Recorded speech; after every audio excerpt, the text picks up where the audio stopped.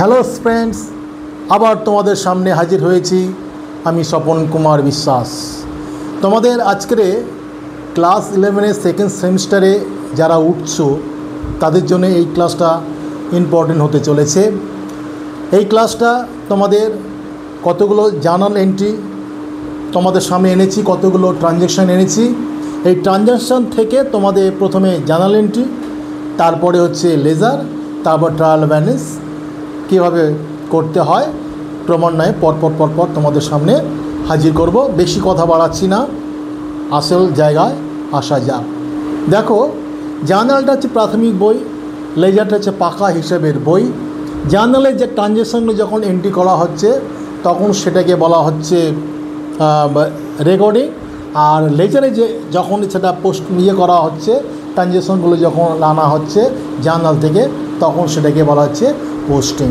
এবং লেজার অ্যাকাউন্টে যে ব্যালেন্স আছে, ব্যালেন্সগুলো টানা হচ্ছে। লেজার অ্যাকাউন্টে কীভাবে ব্যালেন্স টানা এখানে শিখবো, এবং সেখান থেকে সেই ব্যালেন্সগুলো নিয়ে কীভাবে ট্রায়াল ব্যালেন্স তৈরি করতে হয় সেটাও এই ভিডিওর মাধ্যমে শিখবো। দেখো, তোমার দেখতে থাকো। দেখো, প্রথমে একটু ট্রানজ্যাকশন হিসাবে আমি টোটাল 8টা ট্রানজ্যাকশন তোমাদের সামনে হাজির করেছি। এইগুলো কীভাবে প্রথমে জার্নাল এন্ট্রি, তারপর লেজার, তারপর ট্রায়াল ব্যালেন্স করছি তোমরা দেখো। 1 নম্বরে দেখো, প্রথমে তোমার জার্নাল এন্ট্রি ক্ষেত্রে কী লিখতে হবে, in the books of, in the books of. যদি কারোর নাম না বলে এখানে ডট ডট দিয়ে দেবে, যদি নাম বলে নামটা দিয়ে দেবে। যদি দেখছো যে কোনো নাম নেই তখন কিন্তু এরমভাবে ডট ডট দিয়ে দেবে।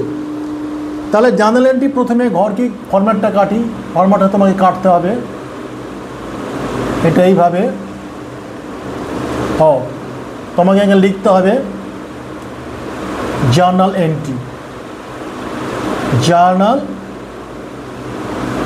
এন্ট্রি।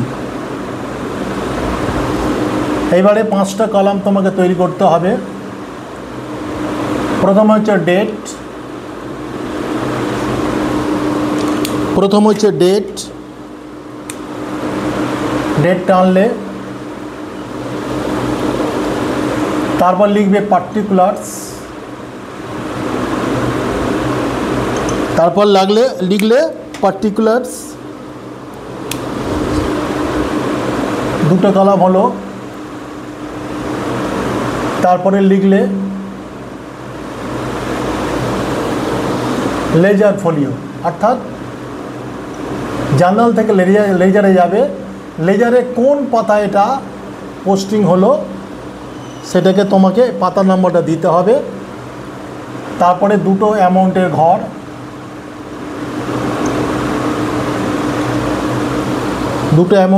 লিখতে হবে।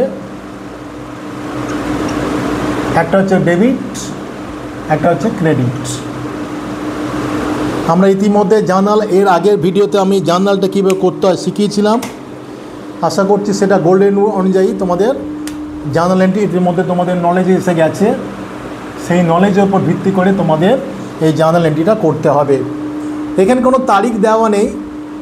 1 নম্বর তারিখ না থাকলে তখন কি স্ট্রেটে তোমরা এখানে জিজ্ঞাসা চিহ্ন, তোমার তারিখ নির্দিষ্ট তারিখে তোমাদের এটা হয়েছে, তারিখটা নেই তুমি জিজ্ঞাসা চিহ্ন দেবে। যখন তারিখ থাকবে তারিখ দেবে, তারিখ না থাকলে নোট অফ ইন্টারোগেশন দিয়ে দেবে। Started business with cash 80,000 in cash and ₹30,000 in cash. তাহলে 80,000 ইন আচ্ছা সরি 80,000 ইন ব্যাঙ্ক, এটা ব্যাঙ্ক হবে। একটা ব্যাঙ্কে টাকা আছে 80,000 টাকা আর ক্যাশ আছে 30,000 টাকা, এটা নিয়ে ব্যবসা শুরু করছে। তাহলে ব্যবসা শুরু করলে আমাদের কি হবে এন্ট্রি, এখানে লিখব ক্যাশ অ্যাকাউন্ট, ডেবিট ক্যাশ আনছে, ব্যবসায় ক্যাশ আনছে মানে ক্যাশ। আর একটা হচ্ছে ব্যাঙ্কে টাকা আছে, তাহলে ব্যাঙ্ক অ্যাকাউন্ট ডেবিট। আর যেহেতু সে ব্যবসায় নিয়োগ করছে টাকাটা, তাহলে তার অ্যাকাউন্টে কী হবে, ক্রেডিট হবে কি ক্যাপিটাল, ক্রেডিট হবে কি capital to capital account. Golden rule অনুযায়ী তোমরা শিখেছো আশা করছি, বেশি কিছু বলছি না। তোমরা শুধু জাস্ট গোল্ডেন রুল অনুযায়ী কীভাবে করছি দেখো, কারণ আমাকে ট্রায়াল ব্যালেন্স মধ্যে যেতে হবে। যদি আমি শুধু জানালে গিয়ে পুরোটা বোঝাতে থাকি তাহলে কিন্তু ভিডিওটা লেন্দি হয়ে যাবে। তোমরা আশা করছি বুঝে গেছে এই এন্ট্রিটা কীভাবে কী হচ্ছে। তাহলে ব্যাংকে টাকা কত আছে? 80,000 টাকা। 80,000 টাকা। এখানে কত আছে? 30,000 টাকা। তাহলে ক্যাপিটাল হিসেবে যোগ করে 2 টাকা যোগ করলে কত হচ্ছে? 1,10,000। আমি একটাই মাত্র ন্যারেশন চেঞ্জ লিখবো। ন্যারেশন চেঞ্জ লেখাটা করে এমন কিছু ব্যাপার নয়। শুরুটা হবে কি বিইং দিয়ে। আমি একটা দেখিয়ে দিচ্ছি, পরবর্তীগুলোর জন্য আমি আর লিখবো না। বিইং দ্য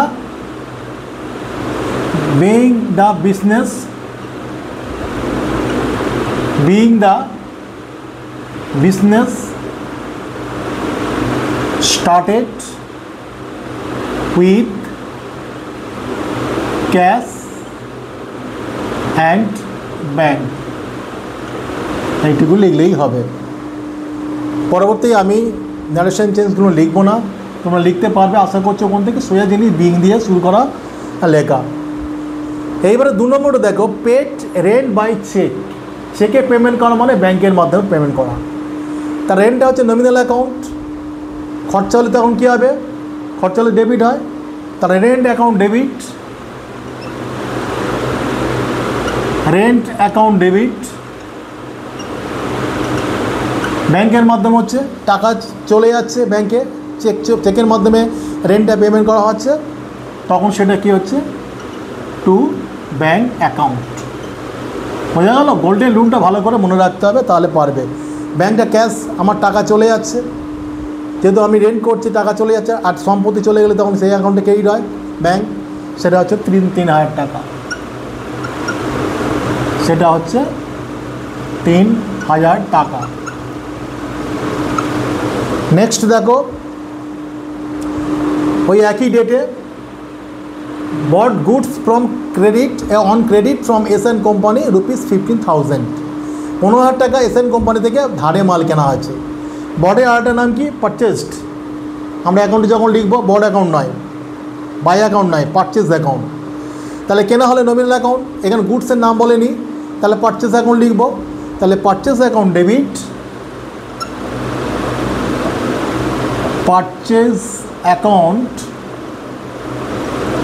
ডেবিট, এখানে ধারে কিনেছে, ধারে কিনলে পার্টির নাম আসবে, কে দিচ্ছে মালটা? S N company. তাহলে SN company account credit. S N company account. এখানে এসএন কোম্পানি কি? যার ধার কাছে ধারে মাল কেনা হচ্ছে সেটা এটা হচ্ছে সানডি ক্রেডিটার্স। তার কাছে ধারে মাল আমরা কিনছি, তাহলে এসএন কোম্পানি। তাহলে সেটা হবে কি? 15,000 টাকা। সেটা হবে কি? 15,000 টাকা। এবারে নেক্সট হচ্ছে জিজ্ঞাসা চিহ্ন দিয়ে যাবো, যদি তারিখ না থাকে তারিখ দিলে তারিখ দিয়ে দেবো। এবার এখানে হচ্ছে তোমার সোল্ড গুডস ফর ক্যাশ 3,000 টাকা। এখানে গুডসের নাম বলেনি, সেল অ্যাকাউন্ট চলে আসবে। গুডসের নাম না বলে সেল অ্যাকাউন্ট অথবা পারচেজ অ্যাকাউন্ট। সেল করা হচ্ছে, সেলটা তোমার হচ্ছে করলে টাকা আসে, তাহলে এখানে আমার আয় হচ্ছে, তার অ্যাকাউন্টে ক্রেডিট হবে নমিনাল অ্যাকাউন্টের নিয়ম অনুযায়ী। তাহলে সেলটা ক্রেডিট হবে। আর ক্যাশে বিক্রি করছি, ক্যাশ আসছে, সম্পত্তি আসলে তার অ্যাকাউন্টে ডেবিট হয়। তাহলে এখানে কী লিখবো? Cash account debit to sale account. দেখো, cash account debit to sale account. আমি ন্যারেশন চেঞ্জ দিচ্ছি না, লিখবে being good sold for cash, এইভাবেই লিখবে। সেটা লিখছি না, তোমরা লিখতে পারবে 3,000 টাকা। বোঝা গেল? তারপরে আরেকটা এন্ট্রি আছে, on credit two AN company. Goods বিক্রি করা হচ্ছে এএন কোম্পানিকে, তাহলে সেল অ্যাকাউন্ট তো ক্রেডিট হবেই।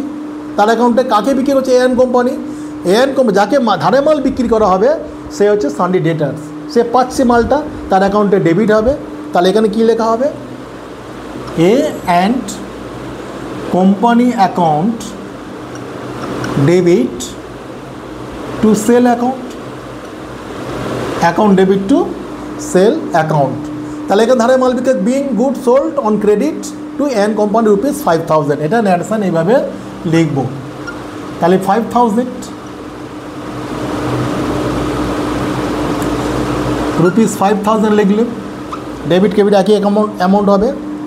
তারপরে দেখো পেড ইন্স্যুরেন্স বাই চেক, ইন্স্যুরেন্সটা চেকে দেওয়া হচ্ছে, তাহলে এখানে ইন্স্যুরেন্স একটা অ্যাকাউন্ট আর চেকটা ব্যাঙ্ক অ্যাকাউন্ট, টাকা খরচা হয়ে যাচ্ছে, খরচা হলে তার অ্যাকাউন্টে ক্রেডিট হবে। ইন্স্যুরেন্স অ্যাকাউন্ট দিচ্ছি, খরচা হচ্ছে তার অ্যাকাউন্ট নমিনাল অ্যাকাউন্ট, তার অ্যাকাউন্টে ডেবিট হবে। তাহলে লিখব কি ইন্স্যুরেন্স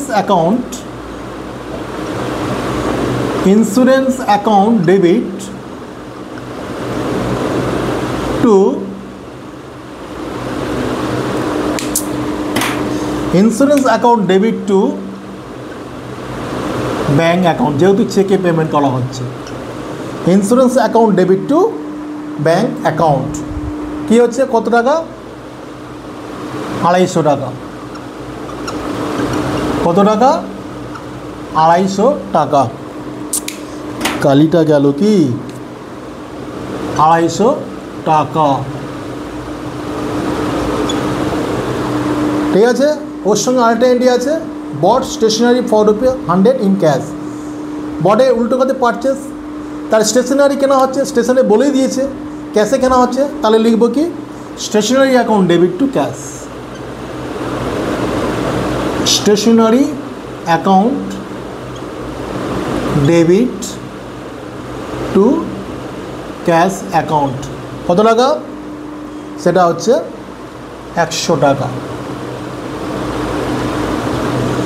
আচ্ছা, এটাকে কন্টিনিউ করার জন্য আমি ওপরে অ্যাকাউন্টগুলো একটু ক্লোজ করে দিই, করে দিয়ে সেখানে আমি জাস্ট ফরম্যাট করবো না, জাস্ট এন্ট্রিটা করে বেরিয়ে যাব। দেখো এর থেকে আমরা এটাকে শেষ করতে পারবো, এটাকে মুছে দিতে পারছি না, তখন ওখান থেকে আমার লেজার অ্যাকাউন্ট করতে হবে। দেখো কীভাবে করছি, দেখো ফরম্যাটটা তোমরা শিখে গেছো, ফরম্যাটটা আমি করছি না, জাস্ট আমি এন্ট্রিগুলো করছি, তোমাদের এন্ট্রিগুলো শিখিয়ে দিচ্ছি। দেখো স্টেশনারি হলো, 5-এর দাগে দেখো wages paid, wages nominal account, খরচা হলে wages account debit to cash. তাহলে এখানে লিখে দিই wages account debit to cash account. কত টাকা, 500 টাকা। যারা ডেবিট ক্রেডিট তোমরা 11-এ শিখে এসছো ফার্স্ট সেমিস্টারে, অবশ্যই তোমরা এখানে জানলে এটা কিন্তু তোমাদের কাছে সোজা হয়ে যাবে, কোনো কঠিন নয়। ওর সঙ্গে আছে কি সোল্ড গুডস ফর ক্যাশ, ক্যাশে বিক্রি করছে, বিক্রি করলে আয় হচ্ছে ক্রেডিট, ক্যাশটা আসছে ডেবিট। তাহলে কী লিখব, cash account debit, cash account debit to sales account. কেন সেলস লিখছি, গুডসের নাম বলেনি, গুডসের নাম বলে গুডসের নাম দিয়ে দিতে হতো। তাহলে এখন কত হচ্ছে, 700 টাকা। এখানে কত হচ্ছে, 700 টাকা। তারপরে দেখো পেড ক্যাশ ইনটু ব্যাঙ্ক ₹1000। দেখো এখানে দুটো অ্যাসেটস কিন্তু, ক্যাশ একটা অ্যাকাউন্ট, ব্যাঙ্ক একটা অ্যাকাউন্ট, একটা অ্যাসেটস আসছে, একটা অ্যাসেটস চলে যাচ্ছে। ক্যাশ ইনটু ব্যাঙ্ক মানে কি, ব্যাঙ্কটা বাড়ছে, যার যেটা বাড়ছে সেটা হচ্ছে ডেবিট, আর ক্যাশটা চলে যাচ্ছে, যা চলে যাচ্ছে যার আমরা ক্রেডিট। তাহলে এখানে কী লিখব, bank account debit to cash account. ব্যাঙ্কে টাকা বাড়ছে, তাহলে bank account debit to cash account. যার ক্যাশবুক যখন শেখা হবে তখন দেখবে এই অ্যাকাউন্টে দুদিকে বসবে, কন্ট্যাক্ট করতে হয়, যখন আসবো তখন ওই জায়গাটা তোমাদের ক্লিয়ার করে দেব। 1000 bank account debit to cash account. ওর সঙ্গে আরেকটা আছে return goods to S N company. তাহলে এসএন কোম্পানির কাছে ধারে মাল কিনেছিলাম, মালের ডিফেক্টের জন্য মালটা ফেরত দিতে হচ্ছে, তাহলে রিটার্ন করা হচ্ছে। পারচেজ রিটার্ন করলে কী হবে, পারচেজ রিটার্ন আরেকটা নাম আছে রিটার্ন আউটওয়ার্ড। রিটার্ন আউটওয়ার্ড, গুডসটা ফেরত কাকে ফেরত দিচ্ছি, এসএন কোম্পানি। তাহলে এসএন কোম্পানি মাল পাচ্ছে, যে পাচ্ছে তার অ্যাকাউন্টে ডেবিট, আর বাকি যে পারচেজ রিটার্ন, তার পারচেজ যেহেতু ডেবিট হয়, রিটার্নটা তার উল্টো এন্ডে হবে পারচেজ রিটার্ন বা রিটার্ন আউটওয়ার্ড, যে কোনো একটা লিখতে পারি। তাহলে কি লিখব, SN company account debit to purchase return, তোমাদের বোঝার জন্য আমি ব্র্যাকেটে লিখে দিচ্ছি, or return outward, or return outward, পরীক্ষা হলে যে কোনো একটা লিখলেই হবে, রিটার্ন আউটওয়ার্ড। তাহলে সেটা কত টাকা? 3000 টাকা, 3000 টাকা। বোঝা গেল? একটু নিচের দিকে নামাই।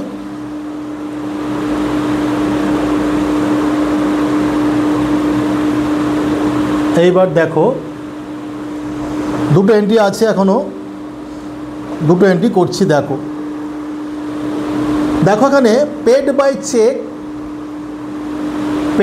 Check to S Sengupta 10,000। তাহলে এস সেনগুপ্তকে 10,000 টাকা দেওয়া হচ্ছে। মালটা ফেরত দেওয়ার পর এস সেনগুপ্তকে 10,000 টাকা দেওয়া হচ্ছে। এস সেনগুপ্তের কাছ থেকে কত টাকা মাল কেনা হয়েছে? দেখো পারচেজ অ্যাকাউন্ট ডেবিটে 15,000 টাকা মাল কেনা হয়েছিল, তার মালটা ফেরত দিচ্ছে কত টাকা? 3,000 টাকা। তাহলে সে এখনও পর্যন্ত পাবে কত টাকা? 12,000 টাকা। তাকে কিন্তু দেওয়া হচ্ছে 10,000 টাকা।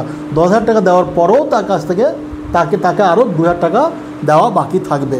তাহলে তাকে চেক দেওয়া হচ্ছে এসএন কোম্পানিকে। তাহলে এসএন কোম্পানিকে চেক দিলে তখন কী হবে?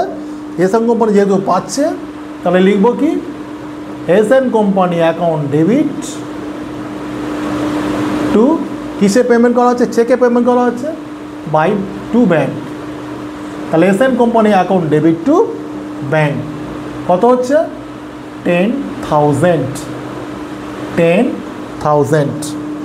এইবারে লাস্ট এন্ট্রি দেখো, goods return by AN company 1,000 and cheque receipt from AN company. দেখো এএন কোম্পানিকে আমরা ধারে মাল বিক্রি করেছি। দেখো A company account debit to কত টাকা মাল বিক্রি করেছি? হ্যাঁ 5,000 টাকা মাল ধারে বিক্রি করেছি। সে কিন্তু 1,000 টাকার মাল ফেরত দিয়েছে। তাহলে পাবে কত? 4,000 টাকা। এবং তার কাছ থেকে কত টাকা পাওয়া যাবে? সে মাল ফেরত দিলে আমি পাবো কতটা? আরও 4,000 টাকা। সেই জন্য 4,000 টাকা সে মাল টাকা তার কাছ থেকে চেক পাওয়া গেছে। তাহলে দুটো এন্ট্রিকে goods return by sales return হলে কী হবে? সেলস রিটার্ন আরেকটা নাম কি? Return inward. কার কাছ থেকে পাচ্ছি? AN company. যেহেতু দিচ্ছে তার অ্যাকাউন্টে ক্রেডিট, তাহলে এখানে কী লিখব? Sales return account debit. এখানে আমি বেশি দাঁড়াতে পারছি না, তার কারণ হচ্ছে আমাকে লেজার করতে হবে, করতে হবে। রিটার্নস ইনওয়ার্ড, আশা করছি তোমরা বুঝতে পারছো রুল দেখে। Sales return account debit to, কে রিটার্ন দিচ্ছে? A N company. তাহলে A N company account debit credit. তাহলে কত টাকা? 1,000। লাস্ট এন্ট্রি দেখো, তাকে চেকটা এবার টাকা তার কাছ থেকে বাকি টাকাটা পাওয়া যাচ্ছে, 4,000 টাকাটা পাওয়া যাচ্ছে। তাহলে কি পাচ্ছি? চেক পাচ্ছি। টাকাটা পাচ্ছি কি? ব্যাংক পাচ্ছি। চেকের মধ্যে পাওয়া মানে ব্যাংক পাওয়া, অ্যাসেটস হচ্ছে ব্যাংক। তার কাছ থেকে এএন কোম্পানির কাছ থেকে। তাহলে কি লিখব? Bank account debit two AN company account. এটাকে কী বলা হচ্ছে? 4,000 টাকা। অ্যাকাউন্টিংয়ের ভাষায় যাকে ধারে মাল বিক্রি করা হচ্ছে সে হচ্ছে কোম্পানির কাছে সান্ডি ডেটার্স। যার কাছ থেকে ধারে মাল আমরা কিনছি কোম্পানির কাছে সে হচ্ছে সান্ডি ক্রেডিটার্স। এই দুটো পার্টি অ্যাকাউন্ট আছে। পার্সোনাল অ্যাকাউন্টে যখন আমরা করিয়েছি তখন তোমরা দেখেছো।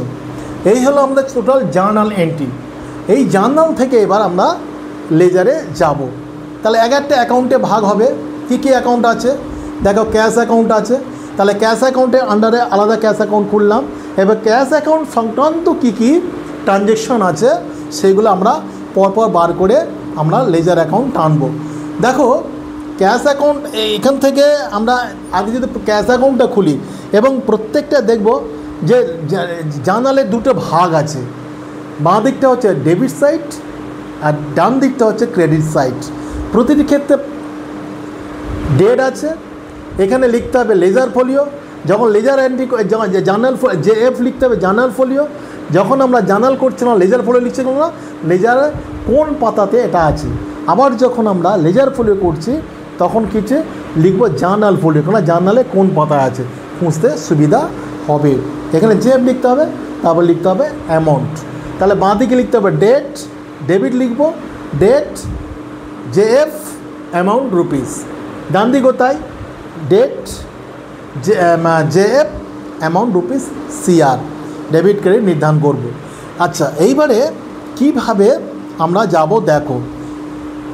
এইবারে দেখো আমি একটা দেখাচ্ছি ছোট্ট করে, তোমরা নিজেরা করে নিতে পারবে। আমি একটা ক্যাশ অ্যাকাউন্ট দিয়ে দেখাচ্ছি কীভাবে জার্নাল অ্যাকাউন্টটাকে করতে হয়। তাহলে আমি একটা এখান থেকে, তোমরা আশা করছি এটা টুকে নাও, টুকে নিয়ে তোমরা নিজেরাই করতে পারবে। আমি একটা জার্নাল অ্যাকাউন্ট দেখাচ্ছি, সেখান থেকে ট্রায়াল ব্যালেন্সে আমি করবো বলেছিলাম, ভেবেছিলাম, কিন্তু এখানে স্থানীয়ভাবে আমি করতে পারছি না।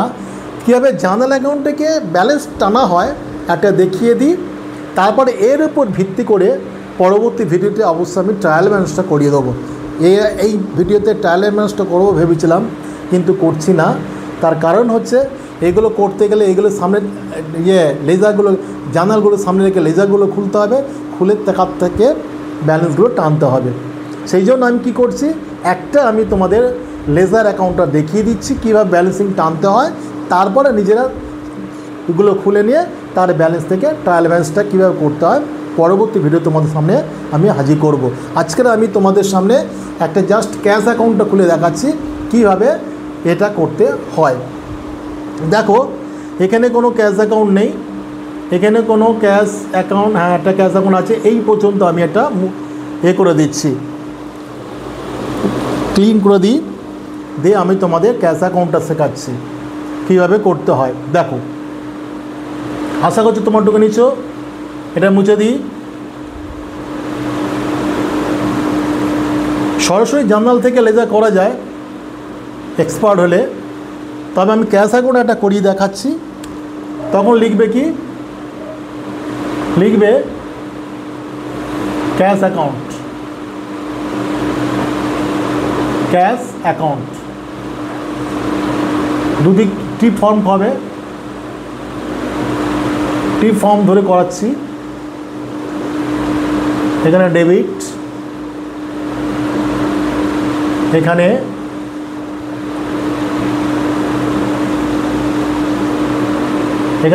ডেট,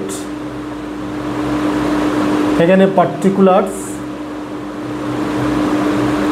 এখানে ডেবিট ডিআর, এখানে ক্রেডিট সিআর, এখানে হচ্ছে তোমার জাস্ট একটা দেখিয়ে দিচ্ছি, তোমাদের অসুবিধা হবে না।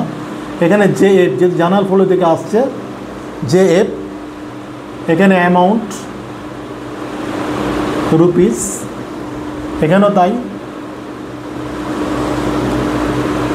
ডেট, এখানে পার্টিকুলার্স, আর এখানে হচ্ছে অ্যামাউন্ট রুপিস। এইবারে দেখো প্রথমটা কি আছে, cash account, bank account debit to capital account. আমি শুধু ক্যাশ অ্যাকাউন্টটাকে কনসিডার করেছি। তাহলে cash account debit to capital account, cash অ্যাকাউন্টটা, তার ক্যাশ অ্যাকাউন্টের উল্টে কোন অ্যাকাউন্টটা আছে, টু ক্যাপিটাল আছে। আমি তো ক্যাশ অ্যাকাউন্ট খুলছি, তার অপোজিট অ্যাকাউন্টটা টু ক্যাপিটাল আছে। টু ক্যাপিটাল কোন দিকে বসবে, এদিকটা টু এর দিক, এটা হচ্ছে বায়ের দিক। তাহলে টু এর দিকতে ফেলবো, এখানে ডেট নেই, ডেটটাকে যে ঘাঁচ চিহ্নে ফেলবো। তাহলে এখানে লিখবো to capital account, to capital account. বোঝা গেল? উল্টো অ্যাকাউন্টে কী আছে, ক্যাপিটাল। তাহলে ক্যাশের এগেনস্টে কত টাকা আছে, ৮০,০০০ টাকা। তাহলে এখানে অ্যামাউন্ট কোনটা ফেলবো, ৮০,০০০ টাকা, ১,১০,০০০ নয় কিন্তু। তার মানে ১,১০,০০০ না কেন, ৩০,০০০ টাকাতে ব্যাঙ্কে ঢুকে আছে। শুধু ক্যাশের ক্ষেত্রে কী আছে, cash account debit to capital ৮০,০০০ টাকা। তারপর ক্যাশ কী আছে দেখো, cash account debit to sale account. তাহলে ক্যাশের উল্টো অ্যাকাউন্ট টু সেল আছে, টু এর দিকটা এটা। তাহলে কি লিখবো, to sale account, to sale account কত টাকা, টু সেল অ্যাকাউন্ট কত টাকা, ৩,০০০ টাকা, ৩,০০০ টাকা। তারপরে কি ক্যাশ আছে, এখানে ক্যাশ, এই দেখো stationery account debit to cash. এইবার দেখো ক্যাশটা টু ক্যাশ নিজে হয়ে আছে। তাহলে ক্যাশ অ্যাকাউন্টের উল্টো অ্যাকাউন্টে কি স্টেশনারি কিছু নেই, মানে এটা বাই। প্রথমে যেটা লেখা হবে সেটা বাইয়ের দিক, আর বাই মানে এই দিকটা আসছে। তাহলে কী লিখবো, এখানে ডেট বাই স্টেশনারি অ্যাকাউন্ট। কীভাবে পোস্টিং করছি দেখো, বাই স্টেশনারি অ্যাকাউন্ট কত টাকা, 100 টাকা, 100 টাকা, বোঝা গেল। এইবার দেখো wages account debit to cash, ক্যাশটাই নিজেই কিন্তু টু ক্যাশ হয়ে আছে, তার উল্টো অ্যাকাউন্ট কী আছে ওয়েজেস, কিছু নেই ওপর দিকটা আছে না বাই, তাহলে এখানে লিখব by wages account, by wages account কত টাকা 500 টাকা। এইবারে দেখো cash account debit to sales account, দেখো ক্যাশের উল্টো অ্যাকাউন্ট কি সেলস, টু সেলস, তাহলে এদিকে হবে to sale account, to sale account কত টাকা 700 টাকা, বোঝা গেল। তারপর দেখো bank account debit to cash account, cash account খুলছি, ক্যাশের উল্টো অ্যাকাউন্ট কি ব্যাঙ্ক, ব্যাঙ্কটা উপর দিকে আছে মানে বাইরের দিকে আছে, তাহলে এখানে লিখব বাই ব্যাঙ্ক, বাই ব্যাঙ্ক কত টাকা 1000 টাকা। দেখো ক্যাশ অ্যাকাউন্ট আর নেই, তাহলে নেই সিওর হয়ে গেলাম। এইবার আমার পালা হচ্ছে ব্যালেন্স টানা, লেজার অ্যাকাউন্টের সমস্ত পোস্টিংটা হয়ে গেল জার্নাল থেকে, হয়ে যাওয়ার পরেও ব্যালেন্স টানাটা, একটা ব্যালেন্স টানা জানলে সমস্ত ব্যালেন্স টানা জানবে। আমি এটা পুরোটা করালাম না, পরবর্তী ভিডিওতে অবশ্যই আমি তোমাদের সামনে লেজারটা এনে তার ট্রায়াল ব্যালেন্সটা কমপ্লিট করে দেবো। আজকের এই পর্যন্ত এটা করে কমপ্লিট করি, দেখো কীভাবে আমি টানছি। এইবারে দেখো ডেবিট এবং ক্রেডিট দিকটা আমি দেখব কোন দিকটা সবচেয়ে বেশি, মুখে মুখে এটা করে নেব, যে দিকটা বেশি সেদিকটা আগে যোগটা করব, দেখি কোন দিকটা বেশি। দেখো 80,000 3,000, তাহলে 83,700, এখানে কত আছে 1,500, তাহলে নিশ্চিত ডেবিট দিকটা বেশি আছে, তাহলে ডেবিট দিকটা যোগ করবো, একটু ছেড়ে দিয়ে যোগটা করব। দেখো তাহলে এখানে হচ্ছে কত, যোগটা করি 700, 83,700, তাহলে এই দিকটা আনি, এই দিকটা সরাসরি যোগ করে দেবো 83,700। কী বললাম, লেজার অ্যাকাউন্ট যেটা করব টানবো, কোন দিকটা আগে বেশি, ডেবিট দিকটা বেশি না ক্রেডিট দিকটা বেশি, আগে মুখে দেখে নেব, যে দিকটা বেশি সেদিকটা আগে ব্যালেন্সটা যোগফলটা করে নেব। আমি দেখছি এখানে ডেবিট দিকটা বেশি, ডেবিট দিকটা যোগটা করে নিলাম, করে দিয়ে সেই অ্যামাউন্টটা সোজাসুজি ডান দিকে ক্রেডিট দিকে টানলাম। এইবারে যে বাকি যে অ্যামাউন্টটা আছে এখানে পড়ে রয়েছে সেটা বিয়োগ করব, বিয়োগ করে এটা হবে ব্যালেন্স হয়ে যাবে। কি ব্যালেন্স দেখো এখানে যোগ করবে, এখানে 0 0 0 একে 0, দেখো কীভাবে করছি, এখানে 0 0 0 একে 0, এখানে কত হচ্ছে 5 একে 6, 6 কত 7, 1 দাও 7, ঠিক আছে, আর এখানে 1 আছে 2, তাহলে হচ্ছে 82,200।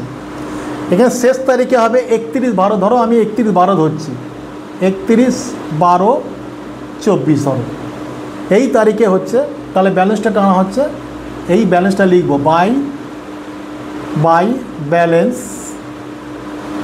যে ব্যালেন্সটা করা হচ্ছে সেই ব্যালেন্সটাকে পরের বছর আমি টেনে নিয়ে যাব, সেই জন্য এই ব্যালেন্সটার নাম দেওয়া হবে কি বাই ব্যালেন্স সিডি। সিডি মানে কি ক্যারেট ডাউন, পরের বছরে নিয়ে যাওয়া হচ্ছে। এইটাকে তখন আমরা কি করব, পরবর্তী বছরে নিয়ে যাওয়ার জন্য এদিকে টেনে দেবো 1/1/25, পরের বছর প্রথমে লিখব to balance BD, to balance BD কত টাকা 82,100 টাকা, 82,100 টাকা, এই হচ্ছে টোটাল ব্যালেন্স।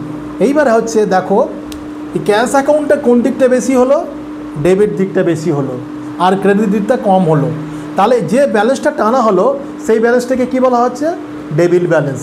ট্রায়াল ব্যালেন্সে এই ট্রায়াল ব্যালেন্স বলছি, লেজারে ডেবিট ব্যালেন্স এবং ক্রেডিট ব্যালেন্স, যদি ক্রেডিট সাইডের যোগফলটা ডেবিট সাইডের যোগফলের চেয়ে কম হয়, অর্থাৎ ডেবিট সাইডের যোগফলটা যদি ক্রেডিট সাইডের যোগফলের চেয়ে বেশি হয়, তাহলে যে ব্যালেন্সটা আসবে সেই ব্যালেন্সটা হচ্ছে ডেবিট ব্যালেন্স। আর ক্রেডিট ব্যালেন্সটা উল্টোটা, যদি ক্রেডিট সাইডের যোগফলটা ডেবিট সাইডের চেয়ে বেশি হয় তাহলে যে ব্যালেন্সটা আসবে সেটা হচ্ছে ক্রেডিট ব্যালেন্স। এখানে ক্যাশ অ্যাকাউন্টে দেখো ডেবিট ব্যালেন্স এসেছে। তা এইবার ট্রায়াল ব্যালেন্স যখন করা হবে একটু বলে দিই, যখন ট্রায়াল ব্যালেন্স করা হবে ট্রায়াল ব্যালেন্সে কিন্তু ট্রায়াল ব্যালেন্সটা কিন্তু কোনো অ্যাকাউন্ট নয়। ট্রায়াল ব্যালেন্সটা কেন করা হচ্ছে না, এই যে জার্নাল লেজার ঠিক মতো করা হয়েছে কিনা, লেজার অ্যাকাউন্টে ঠিক মতো ডেবিট ব্যালেন্স টানা হয়েছে কিনা সেইটা পরীক্ষা করার জন্য বা মানে অ্যাকাউন্টস অ্যাকুরেসি আনার জন্য বা ডেবিট ব্যালেন্স এবং ক্রেডিট ব্যালেন্স ঠিকমতো টানা হয়েছে কিনা তার পরখ করা হয় ট্রায়াল ব্যালেন্সের মাধ্যমে। ট্রায়াল ব্যালেন্সে কিন্তু দুটো দিক আছে, একটা ডেবিট ব্যালেন্সের জন্য একটা ঘর আছে, ক্রেডিট ব্যালেন্সের জন্য একটা ঘর আছে। যেহেতু এখানে ক্যাশ ব্যালেন্সটা ডেবিট ব্যালেন্স হয়েছে, সুতরাং ট্রায়াল ব্যালেন্সের ডেবিট ব্যালেন্সের ঘরে ক্যাশ অ্যাকাউন্ট বলে এই 82,100 লিখব। যদি ক্রেডিট ব্যালেন্স থাকে এর সাথে লিখব। এইভাবে করার পর দেখা যাবে ডেবিট ব্যালেন্সের ঘর আর ক্রেডিট ব্যালেন্স যোগ করার পর দুটো অবশ্যই সমান হতে হবে। যদি সমান না হয় তাহলে বুঝব যে আমাদের জার্নাল এবং লেজার করার সময় কোনো একটা জায়গায় সমস্যা হয়েছে, সেখানে তখন আমাদের চেক করার ব্যাপার থাকবে। যেহেতু এখানে একসঙ্গে আমি আমার জার্নাল লেজারটা করতে পারলাম না, সুতরাং পরবর্তী ভিডিওতে এই অ্যাকাউন্টের পুরোটাই আমি লেজার অ্যাকাউন্ট করে বোর্ডে হাজির করব এবং তার পরিপ্রেক্ষিতে কী ট্রায়াল ব্যালেন্স হয় তার কমপ্লিট করে পরবর্তী ভিডিওতে তোমাদের আমি আনার চেষ্টা করব। অবশ্যই আজকে তোমাদের এই ভিডিওটা ভালো লেগেছে, কেমন লেগেছে অবশ্যই কমেন্ট সেকশন জানাতে ভুলবো না। আর যদি ভিডিওতে নতুন হও অবশ্যই তোমরা তাড়াতাড়ি সাবস্ক্রাইব করো, যাতে তোমাদের কাছে আমার ভিডিওটা তাড়াতাড়ি পৌঁছতে পারে।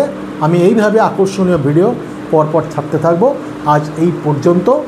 অবশ্যই তোমাদের কমেন্ট সেকশনে কমেন্টস করতে ভুলো না।